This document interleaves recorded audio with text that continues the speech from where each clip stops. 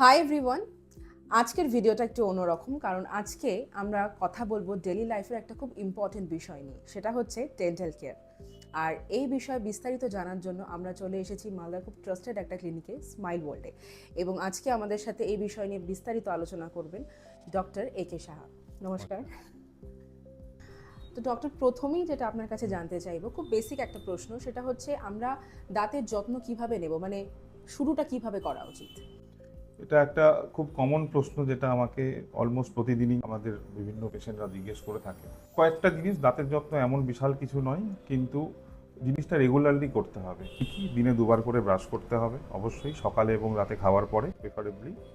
দ্বিতীয় হচ্ছে সাথে মাউথ ওয়াশ বা ফ্লস যদি ইউজ করা যায় তাহলে আরও ভালো। আর যেটা সবচেয়ে বেশি গুরুত্বপূর্ণ, বছরে অ্যাটলিস্ট একবার ডেন্টিস্টের ক্লিনিকে আসা উচিত।